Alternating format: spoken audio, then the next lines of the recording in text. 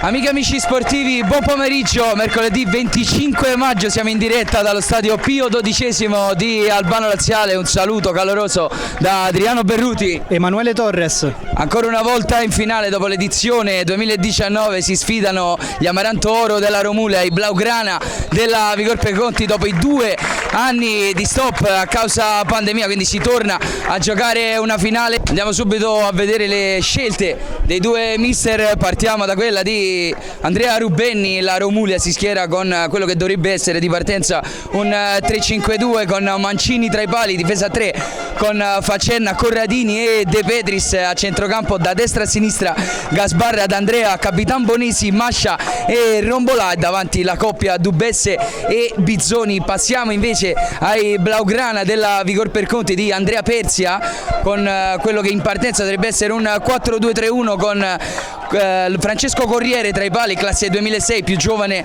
in campo, la difesa con Merola, Fofana, Sablone e Fiorini, quindi centrocampo a 2 con Scaccia e Capitan Compagnucci, quindi il terzetto composto da Capparella, Grimaldi e Orlandi, alle spalle del numero 9 Flavio Costantini.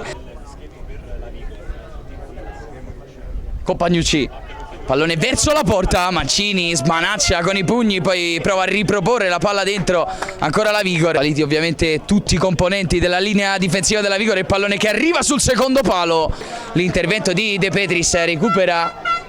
L'intervento probabilmente di Facenna, ha recuperato la Romulea, ha già perso palla però Bizzoni, allora Grimaldi, ancora alle spalle della difesa per Capparella che arriva al limite, scavalca il portiere, Capparella!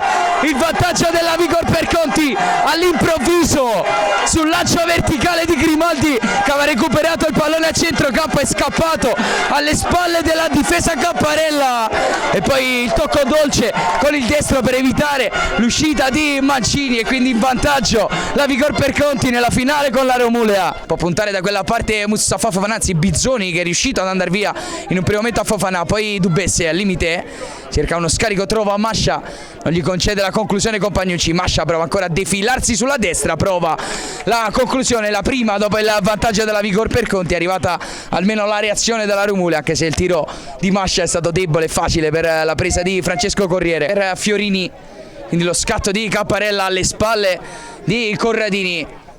Buona palla di Fiorini, Capparella la mette giù e entra in area di rigore, Capparella atterrato alle spalle da Corradini, calcio di rigore. Rigliozzi che controlla il posizionamento dei 22 al limite, scaccia con il mancino, legge la traiettoria ma non ci arriva Lorenzo Mancini e quindi fa 2-0 la Vigor Preconti in questa finale.